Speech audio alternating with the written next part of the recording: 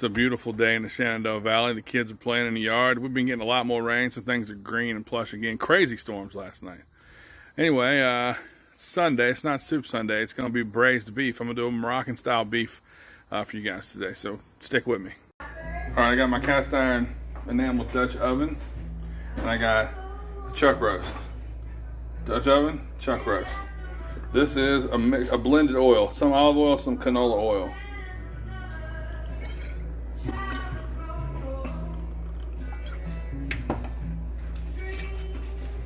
And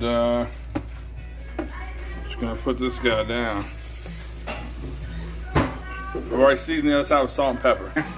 A nice medium high, and just let this thing brown really nicely. So that's brown on this side. This side I'm gonna hit with kosher salt.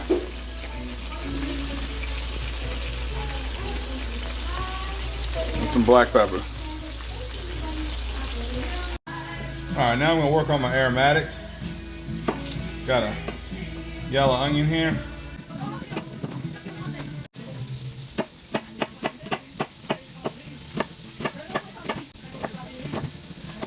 Alright, so this is the ginger. I did a video of myself peeling it and getting it to this point, but I screwed that up.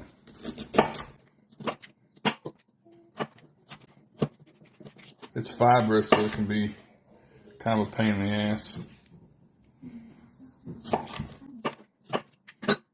And once you get to this stage, you got what they call matchsticks.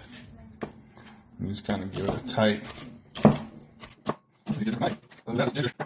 Oh, not that water. You give it a nice smash, and when you give it that smash, it'll come out of its skin pretty easily. Ooh. You smell that ginger, buddy? Yeah. Should be here when you get there. So once I get it to this point, I kind of give it another smash, just because that'll help it. You know you got good fresh garlic when it's super sticky like this. But anyway, that's extra smash. It's just going to help you with your mince, is all. Alright,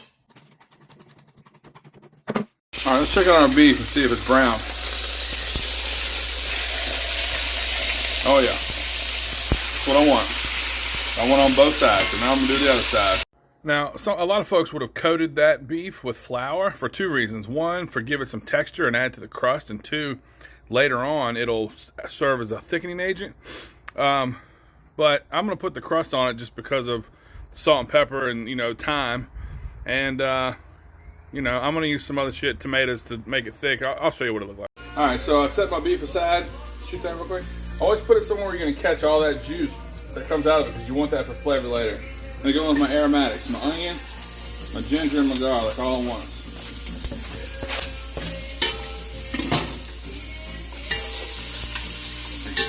Alright, so these cast irons, they hold a lot of heat, so I've got my heat on low now, so my aromatics don't burn. You don't want garlic to burn or ginger, those things get bitter. I'm just going to keep it moving. Alright, so this is a hack for tomato paste. I usually get in a tube, they didn't have it, so cut this one open completely, and then you can just push it through. It makes it a lot easier as far as like having a spoonful and stuff, and then you just grab that guy and you're done. Alright, so here I've got paprika, onion powder, coriander, cayenne, cinnamon, cumin, and turmeric. Yeah, that's what it is. So I'm gonna toast these. These are all gonna be like better. They're oil soluble, so I'm gonna cook them in this fat and this little bit of olive oil and stuff, and they're gonna toast up and get more aromatic. Next, I'm gonna go in with some tomatoes, just an assortment of heirloom tomatoes. All right, so these are gonna burst as they get hot, and they'll blister a little bit. But see how it's getting dark on the bottom? I don't want it to burn, so I'm gonna hit it with a little white wine. Normally, because it's beef, I'd use red wine, but I don't have it. But I want a little acid in there. So that's gonna release all those good bits from the bottom and give us a little tang. So I'm gonna season this mixture with salt, kosher salt, of course, always kosher, y'all, and black pepper. And the reason I say always kosher is because it's coarse. It seasons evenly. And then going in with some chicken broth. Again, I would have used beef, but I didn't have it, so I'm using chicken bone broth. Alright, so next up, I'm get my beef and just kind of nestle it in there real good. And like I said, you never, ever, ever want to leave that behind. That's massive flavor.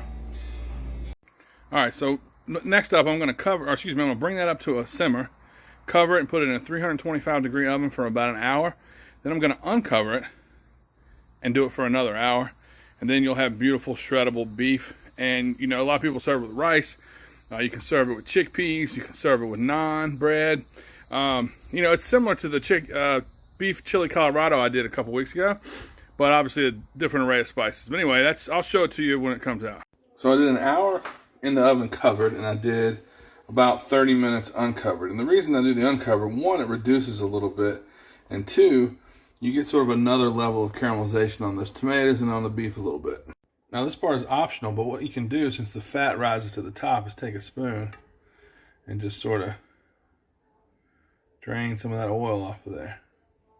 There's not a ton. We didn't use a ton, and it's not like it's a real fatty piece, but if you want to get it out of there, you can.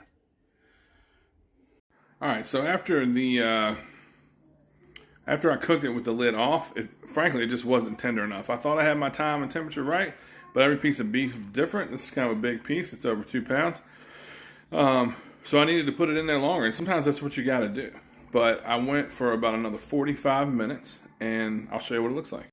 Alright, so what we have here is tender beef. See how that falls apart like that? That's what you want. And as far as me saying I was going to thicken it with something other than flour, the tomatoes are what I use to thicken it.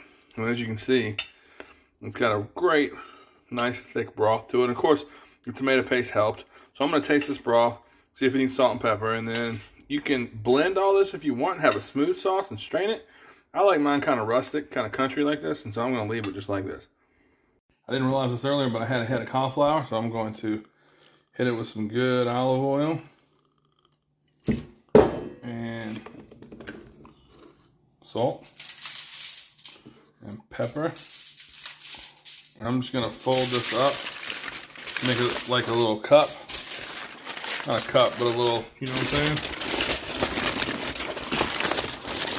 I'm going to put a little bit of water in there and then put it in a 425-degree oven. So yeah, I just put that on a sheet pan, put it in a 425-degree oven. I set the timer for 25 minutes. I'll roast it and then I'll check it. You know what I mean? I like the cauliflower to have a little integrity to it. If you ever cook cauliflower, just go to mush, which, you know, puree is fine, but that's not what I want. I want this to be a textural component and sort of be the vehicle to serve my braised beef on. All right, just came out of the oven. It's fork tender, but it's still got a little integrity. And I'm just gonna put my beef over this. There you have it, friends. Moroccan beef over cauliflower. If I had some cilantro, it would probably look real pretty on there. But that beef is going to shred up real easily. And, you know, you got a delicious meal here. Alright, friends, that's it. Moroccan beef over roasted cauliflower. Hope you guys enjoyed it. I know I'm about to really enjoy it. Appreciate y'all listening. Everyone that hits me up gives me feedback. I love y'all and I appreciate it so much.